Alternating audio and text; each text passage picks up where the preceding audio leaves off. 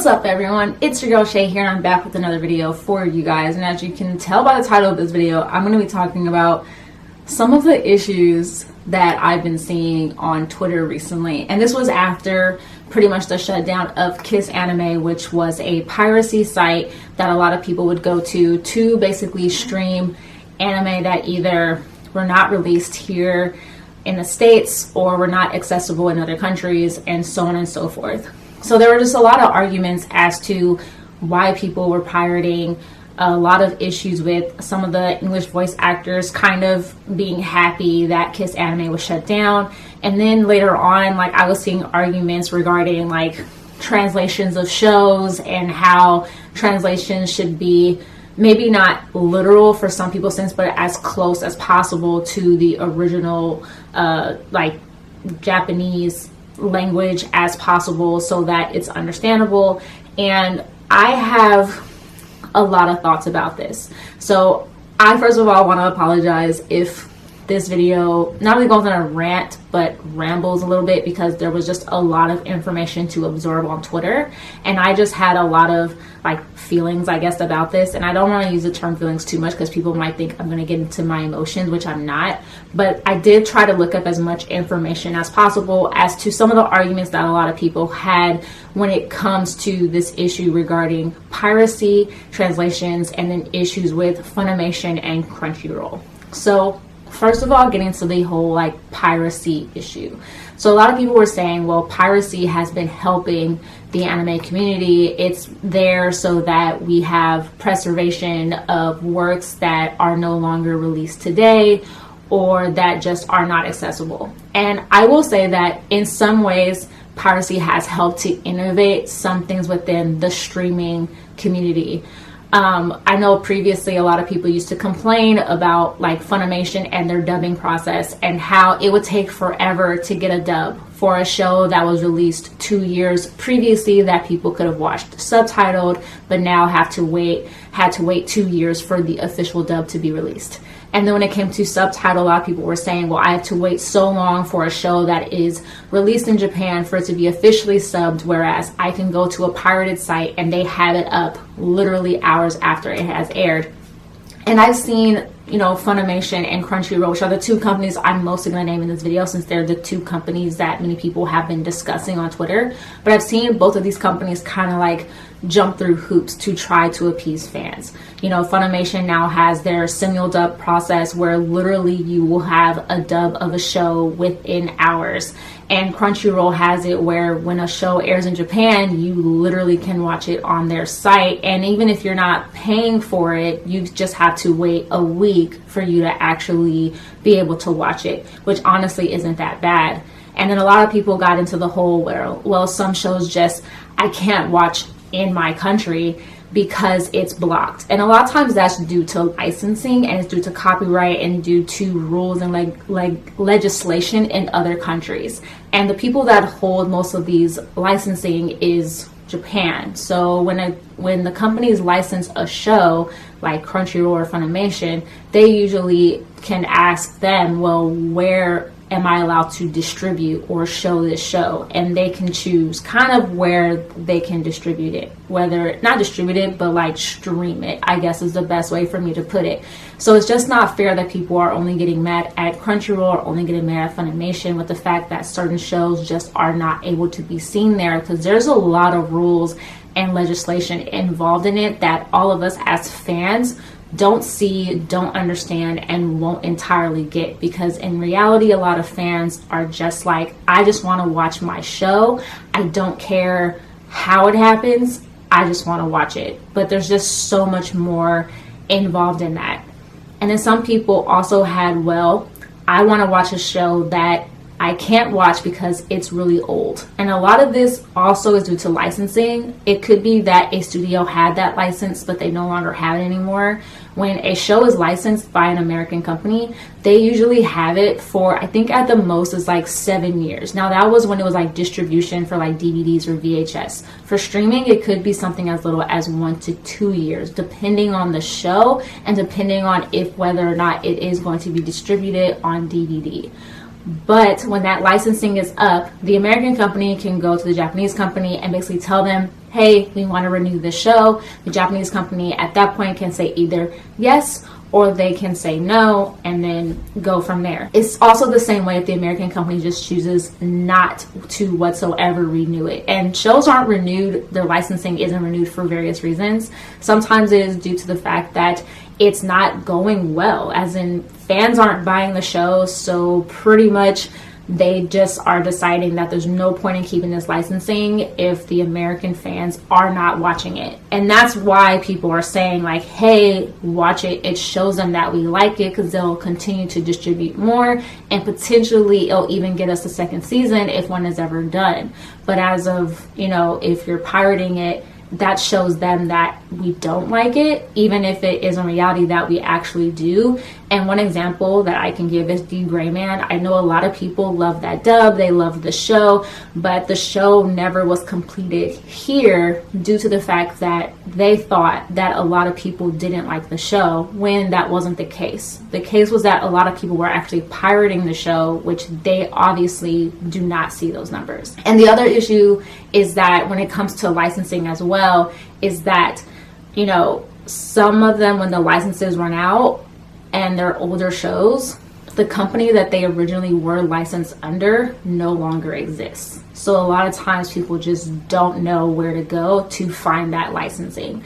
The company has gone under, whether it's the US company or the Japanese company has gone under, and it's just a really old show, or no one knows who actually has the licensing for that show. So it doesn't mean that we won't ever get it. It's just a very, very slim possibility. So it sucks that there's shows that are from the 80s or the 70s that we probably won't get to see due to them not knowing who has the licensing and them just being in licensing limbo. Now, I know the other thing people talked about was, well, what about shows that aren't going to get licensed into the US? And I'm mostly saying the US because those are the main companies or the main people that are involved in this. And there were 5 reasons that I looked up as to why a show in Japan may not ever come over to the US. And it was for various really different reasons as to why.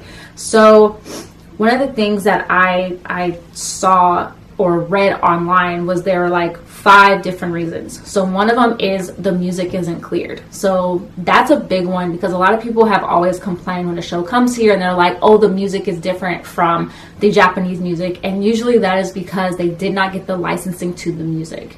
The next is the creator doesn't like it. So this could be that the creator doesn't like what was done with the show in Japan and does not want to see it distributed, does not want it seen in other countries. The same goes for nobody knows who owns it. So that once again goes under the process of the studio that had it just no longer exists anymore. The next is the producers are feuding. So if 2 producers are feuding from the original, when the original show was produced, they're not going to distribute this show, because then they have to basically work together. And the last one is everyone forgot about it. So that could be also that they don't really remember, once again, who owns the licensing to that particular show. So that's some of the reasons why various shows probably won't either come here, aren't available in other countries, or we have to, I don't want to say have to wait for it, but those are basically the main reasons. It's licensing, and it takes both companies for these licenses to happen. So it's hard, or it's not right, to mostly get mad at the American companies for issues that happen within both. I know some people, the other argument people had was, I shouldn't have to pay for 5 or 6 different streaming services for me to watch different anime on. And I agree, because streaming services are very, very expensive. And as someone who pays for most of their streaming services right now, even especially for anime, I know how expensive it can get. And once again, this just comes down to licensing and whether they want that show to be exclusive to just one streaming service or multiple streaming services. And if it's only on one, then obviously the other ones are not allowed to show it. But once again, I believe from what I read, this also falls in the hands of a lot of the Japanese companies, not so much the US ones, because since the Japanese company hold that license or the original license, they can choose whom has it, whom distributes it, and how it is done. They hold a lot more of that power than Crunchyroll or Funimation actually does. Now, as far as some people saying, well, I can't afford to pay for streaming services, I understand, but there also are a lot of like free ways that you can view anime. Crunchyroll obviously has where you can watch it for free, but you have to watch ads. Funimation also has it extremely for free, and you can pay, but I think when you pay, you get like a premium, so you can watch like their dubs and stuff like that. And also, of course, you also have like VRV, which is a part of Crunchyroll. Now, some people have said, well, my parents won't pay for these shows. So there's also a few different streaming services where parents might be a little bit more lenient or allowing to pay for them. And these ones are Netflix, Amazon, Hulu, VRV, and HBO Max. And I named these 5 for a very specific reason, and that is because they have different content on there that can be for everybody. Not so much VRV, but VRV does have like High Dive if you wanted to watch dubs, and they also, of course, have like, I think, Boomerang, and also like where you can watch older like Nickelodeon shows as well, which might be great if you have another sibling or a younger sibling who's into watching cartoons. Of course, Netflix has a lot of stuff for everybody. Amazon, same exact thing. Hulu, very similar. And of course, it has a lot of the shows from Viz. And then I named HBO Max because a lot of Crunchyroll's content is on HBO Max because they are in a partnership. And you have access to the Studio Ghibli movies as well, which to me is a complete plus. So those are streaming services that I feel like parents might actually pay for because there's also something in it for them. So that's what I want to put out there completely right now. So once again, people though, they're probably still going to pirate, doesn't matter, but those are just some things that I really want to talk about when it comes to piracy. But then people got into this argument about wanting to gatekeep anime because of issues regarding translations, whether it's name changes, context changes, where they're adding in, as they want to put it, or as it is put, localization of subs or dubs. And I didn't completely understand this argument, and I actually started talking with someone on Twitter about this yesterday. I'm recording this on a Wednesday, and I didn't understand it, and I still don't in a lot of ways, because I guess I understand why a lot of changes are made to shows. So the whole argument that I was seeing is that it should still not be a literal translation, but as close to the original Japanese as it can get. And I will have to say that's not completely possible. Honestly, I don't think it is possible because there's just a lot of things that do not translate well over into English. And also sometimes jokes, references to pop culture, those things will really fly over a lot of Americans' heads. Jokes will fall flat. We won't understand the pop culture references, which is why a lot of these things are changed during the translation process. And a lot of people were like, well, it should just be straight, just, as close to it as possible. But it's like, people were also blaming the English companies for this, Funimation and Crunchyroll. But in reality, it's like, you do know that both the Japanese companies and Funimation and Crunchyroll have a hand in this translation process. They work together on this translation to make sure it is going to work for American audiences and also appeases the Japanese, that is still staying close to a lot of the context that is involved in that show. And I don't know about you guys, but half the time when I watch sub and dub shows, I'm not looking to see if the translation is as correct as possible. I'm just enjoying the show. And I don't believe you should gatekeep somebody if they're like, well, I don't mind these changes. Like, to me, that's just some elitist bullshit that just needs to get the F up out of here. Like, I just think it's really stupid. But also people need to understand these changes are made for a reason. And then a lot of people brought up like Sailor Moon and how they made Sailor Neptune and Sailor Uranus cousins when in the original Japanese they were lesbians. And I agree, that change probably shouldn't have been made, but I understand why. That was a show made in the 90s and it wanted to appear on American television sets. And if you really think that wasn't going to cause a controversy, it was going to cause a controversy, which was why it was changed. So a lot of times name changes, context changes, relationships between characters are changed so as not to cause controversy in other countries. While in Japan, that was probably very acceptable on like for children's television, in the US, it was not. People still got upset in this day and age, 2020 or like 2019, about the kids show Arthur showing his teacher marrying a man. So you really think in the 90s having two female characters be together was gonna fly for a kids show? You've lost your flipping mind. And that is what I want to say, is that things were changed for a reason. Or they're like, they shouldn't put in things like kofefe.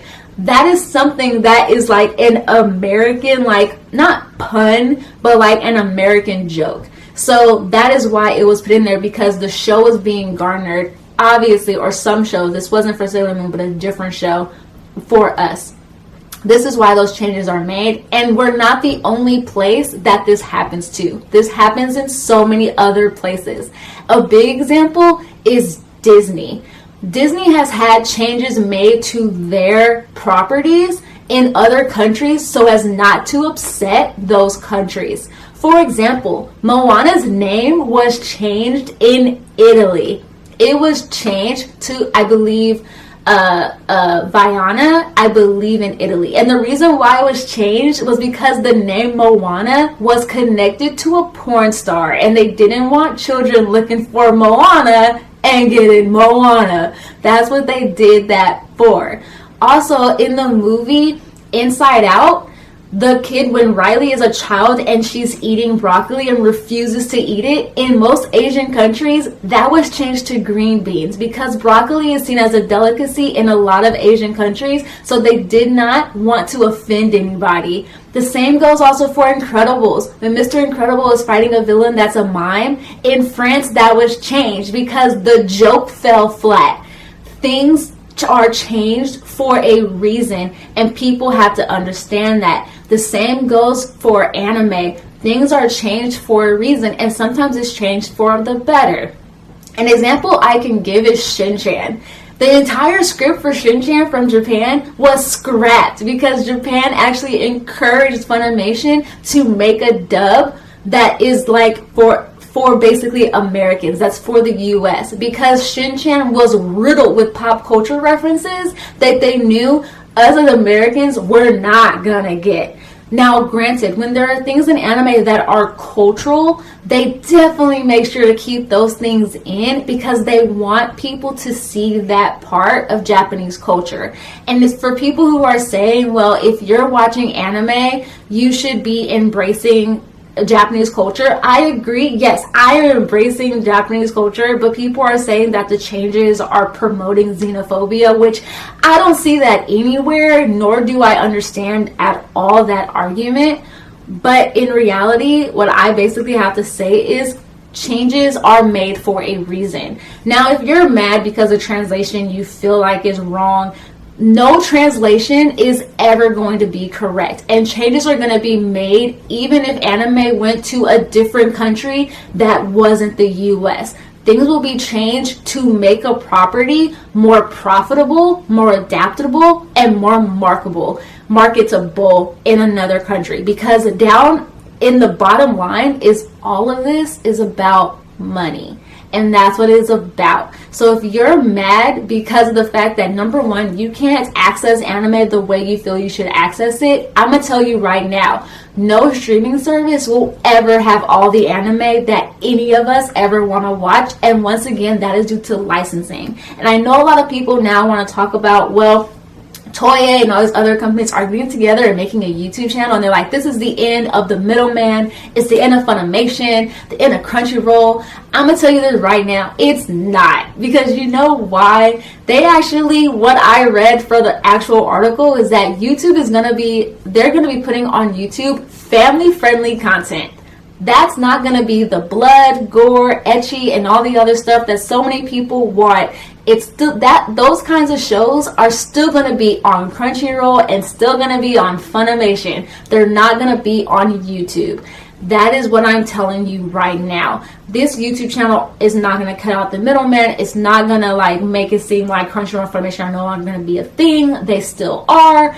So bottom line, people need to stop whining, because I'm sorry, if you're mad about translations and how bad they are or how bad you feel they are, I'm glad for some of you guys. I don't know when a lot of people were born, but if you were a kid in the 90s, half the names were changed on shit you watched anyway, and most of us didn't even know it. And I'm gonna tell you right now, when I found out about it, I wasn't pissed off. I was like, oh, that's cool, that's interesting, why was it changed? And then once I learned it was changed, my mind clicked and went, okay, well, yeah, that kind of makes sense. So granted, understand, things are changed for a reason.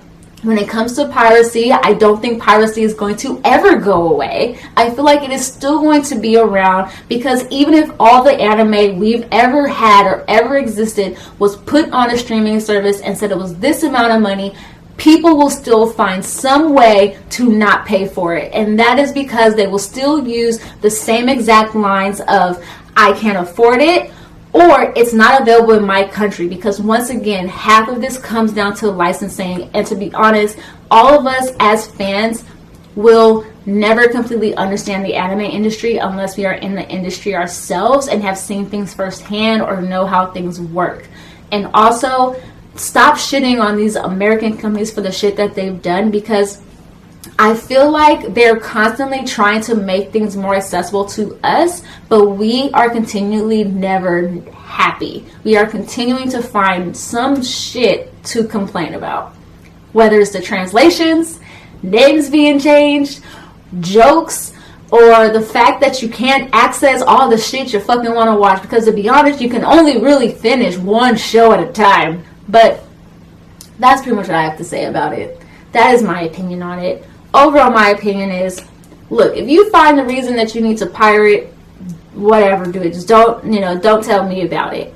But if you are pirating because you're thinking that I'm going to get back at these companies for something that both the Japanese and the American companies have a hand in, I think you need to do a lot more research. I think that's basically what it pretty much comes down to.